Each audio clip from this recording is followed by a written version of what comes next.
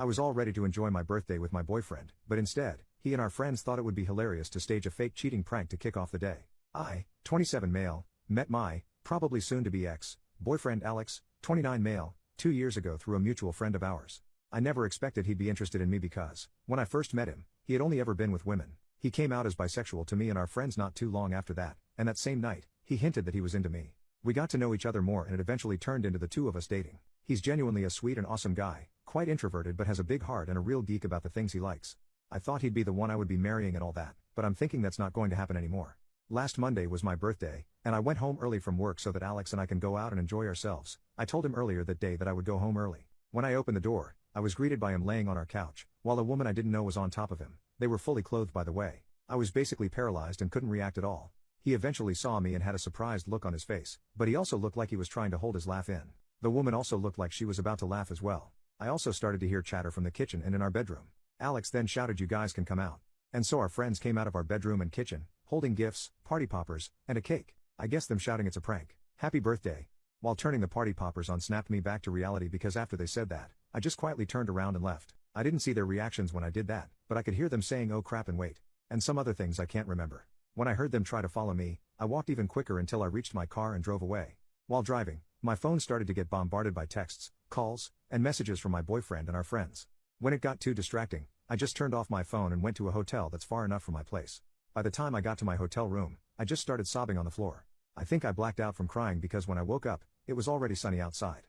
I made sure to tell my team leader first that I would be absent for a few days due to an emergency, and she was kind enough to accept my request. She probably noticed something was off with me because I was sniffling and my voice sounded weak. Right now, I plan on telling my aunt who lives near my area about what happened and asking if I could live with her for a couple of days until I sort out my mind and know what I have to do next. I'm deeply heartbroken because I've told my boyfriend and my friends before how I felt about cheating and how it essentially ruined my family growing up in my young mind back then. My mom cheated on my dad and it broke our family apart, and I got cheated on by my first boyfriend, but at the same time, I can't help but feel like I overreacted and that I should have just went with it all. I still don't plan on opening my phone, so I'm using my laptop right now to type this. I don't know how to face and respond to them all after all that has happened. Maybe some time away from them will help, I hope. Update 5 days later. Hi there.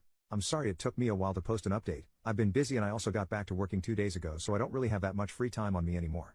But before I get started with the actual update, I would like to thank everyone who has given me their advice and wisdom, along with those who wished me well and a belated happy birthday. You folks really made me feel happy even after all that has happened. I never thought internet strangers could be so kind, lol. Normally, I confide with my friends whenever I had a problem, but since they somehow became part of that problem, I thought maybe going here would be a good idea, and I guess it was. So truly, thank you to all of you. Although, even if almost all of you had nothing but great advice and nice things to say, there were some who were skeptical or were even harsh, specifically in the way I just ghosted my boyfriend and everyone at that surprise party.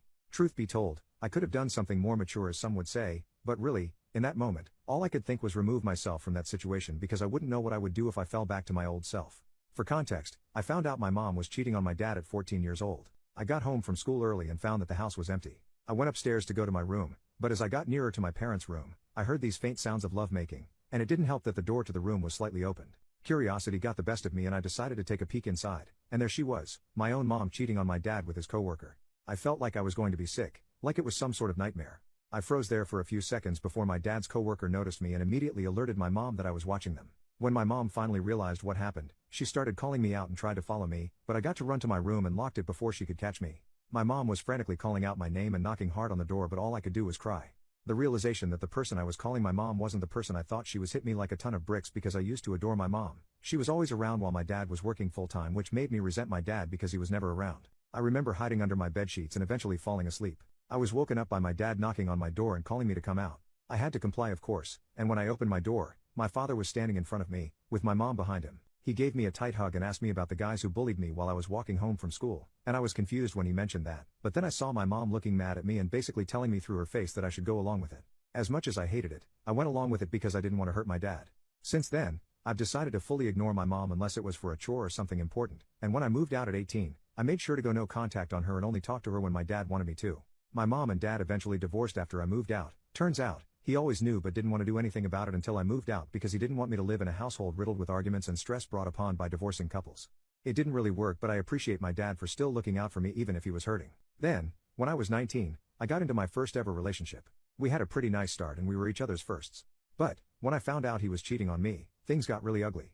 I know this is not an excuse, but I was young and didn't know how to handle that information when I got it, and knowing how much I hated cheating, I basically went crazy on him and turned to destroying his stuff, deleting all copies of his thesis, and even went as far as doing this insane Facebook rant where I exposed his cheating and posted pics of him and the guy he was cheating on me with, and even mentioned his mom and dad in the post and outing him without his consent. I deleted the post just 2 days after, but the damage has already been done and my ex ended up moving away and living in another area because of my post. Obviously, I am thoroughly embarrassed and ashamed of what I've done, and I still regret doing all of that. When my aunt found out about what I did, she gave me a pretty stern scolding and insisted that I had to get checked by a psychiatrist because what I did isn't normal, and it's not, and I got diagnosed with severe depression and the doctor also said I had some unresolved trauma, which confused my aunt, but after telling her what happened 6 years ago, she fully understood why and gave me a tight hug and cried after spilling everything to her. She felt bad because she wasn't able to do anything to help me before and now is extremely mad at her sister, my mom, for doing all of that to me.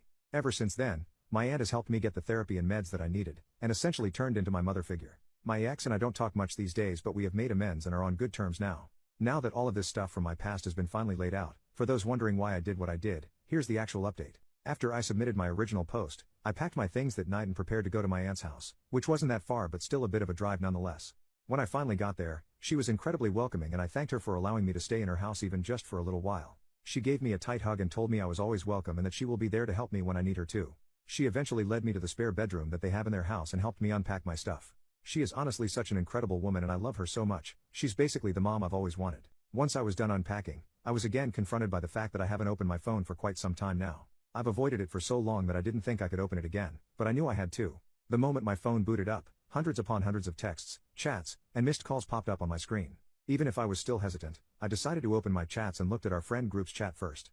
The chats from the start were all very frantic in nature, with my friends asking about where I was or what happened. But after scrolling down a few more times, the chats turned into them apologizing that the prank happened and that it was not on the plan at all. One of my friends even blamed the girl that was on top of Alex and thought she was untrustworthy. Finally, the chats ended up being them hoping they could contact me and wishing I was safe.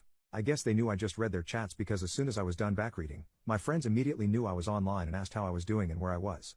They also started apologizing again for not being able to stop the prank from happening and that they didn't know that was going to happen and thought the original prank was going to be something else.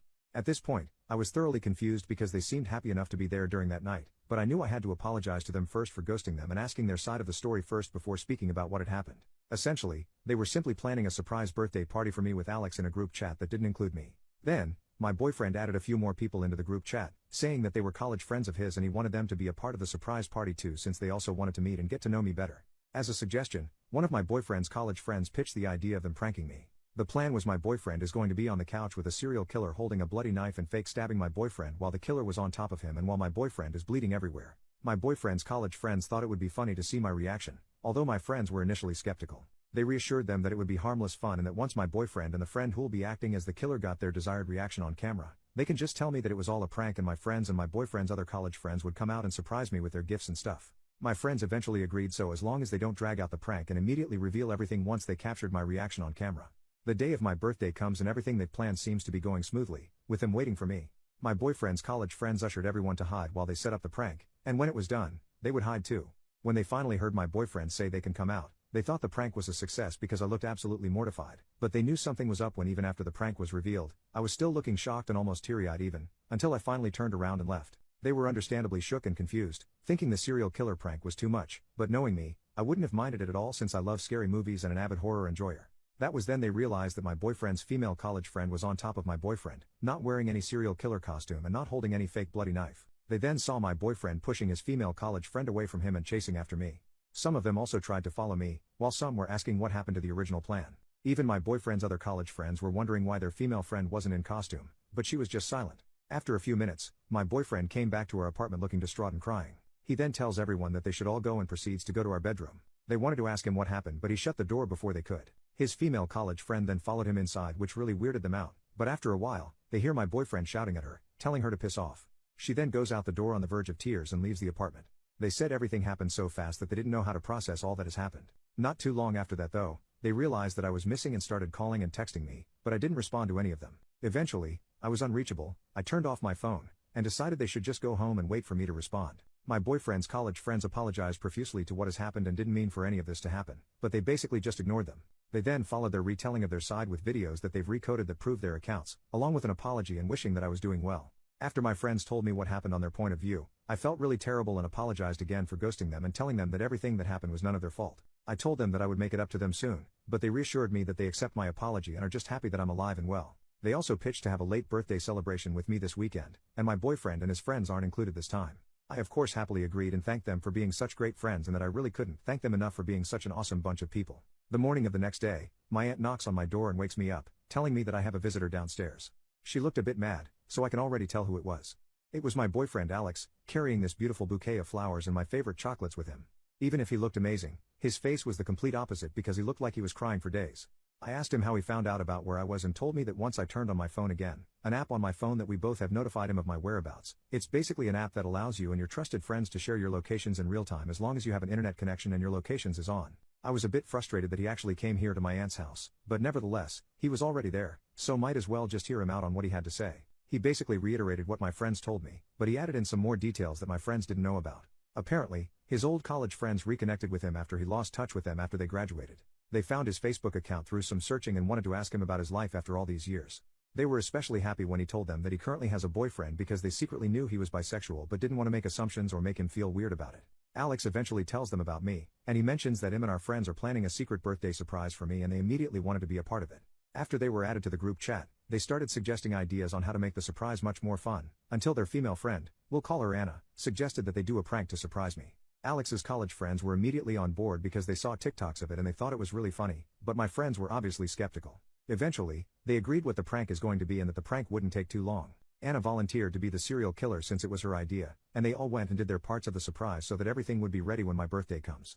The day of the surprise party comes, and everyone prepares for my arrival. When Anna and Alex went into their assigned positions for the prank, he wondered why she still wasn't in her costume and that her props was missing, but all she could reply was that she forgot. Alex offers to find the costume and props but Anna insists that there's no more time and that I was going to arrive soon. Alex at this point was extremely uncomfortable and wanted to get out of their position, but before he could do it, I've already opened the door and saw them. He admits that he messed up by laughing a bit at my reaction because it was exactly the reaction he thought I was going to make but immediately realized what it looked like and called everyone to come out to save himself from the embarrassment and give context to what I was seeing. When he realized that that didn't work, he forcefully pushed Anna away to chase after me, but he wasn't able to keep up once I got into my car. It then sunk into him that he messed up big time and that when I drove away, that's when he remembered my trauma about cheating, which made him cry while returning to our apartment. He tells everyone to leave and retreats to our bedroom, not really knowing what to do. To his shock, Anna comes inside our room unannounced and starts comforting Alex. He repeatedly tells her to leave and that he'll be fine, but what really set him off was Anna asking him, "So, does that mean you're single now?" That's when he realized she did it on purpose. Alex then shouts at her and angrily asks her to leave, which she then complies to after looking like she just embarrassed herself. Alex is in tears at this point, and he tells me that he wishes he just didn't agree with the prank. He's cut off contact with his college friends for now, and is incredibly sorry about what happened. He then starts hugging me really tightly and says that he loves me so much and that he's scared of losing me. His words alone also made me cry because even after everything, I still love him deeply and I do believe everything he said. After a minute or two of us hugging and crying, he lets go of me and tells me that we should get back together to our apartment, but that if I still need time and space, he'll gladly give it to me. I gave him a kiss and then respond to him with me asking him to help me pack my stuff. Of course, I gave my aunt the warmest of hugs and told her how much I appreciated her for helping me. She was happy things got resolved, but also jokingly threatened my boyfriend that if he did something stupid or hurtful to me again, she'll personally whisk me away to safety and away from him. My boyfriend laughed, but I think he was just hiding his nervousness. Now, I'm back in our apartment, and Alex even offered to throw away the couch that was used for the prank, but I declined since it's a pretty nice couch and everything that has happened was something no one wanted, aside from Anna probably. I've already made amends with my boyfriend and we've both forgiven each other, and my friends are happy that things worked out in the end. Alex is probably now invited to the weekend party but I've yet to ask them. Haha. Don't worry, I'm also going to get in touch with my therapist soon and book new appointments with her per the suggestion of my aunt. This has all taken a toll on me but I'm glad to have the support of my BF, my friends, and everyone who has read my post and shared their support to me. Also, I realize that this update is probably not what most of you wanted to happen, and as much as I was close to just giving it all up, I never had a reason to in the end and I'm glad I got to hear their sides out before making any huge decisions that I might end up regret later, and I do trust my BF and my friends since they all sounded sincere and they did have proofs to back them up. I think this is going to be my last update since everything seems to have been resolved at this point, but I'll try to make an update if ever something happens, but I hope that's not going to be the case. Once again, thank you everyone. Final update 1 week later. Hello. This is definitely my last update about this mess because quite frankly I'm tired of all of this. But before I start this update, I would like to say sorry to everyone who thought my previous update was too long. I guess I was just overcome with joy. I feel stupid about it now, talking about what happened that I didn't get to edit it much, but don't worry, this update won't be as long. And thank you to everyone who had nothing but kind words, I really appreciate you all. So, a few days after my previous update, Alex, my now ex-boyfriend, came up to me while sobbing and confessed that he hasn't told me the complete truth about Anna. Apparently, him and Anna were a couple back then, She was his first girlfriend and he did a lot of his firsts with her, first kiss, first date, first going all the way, etc. Once they graduated, Anna broke things off with him because she can't handle long-distance relationships and didn't want to be tied down yet.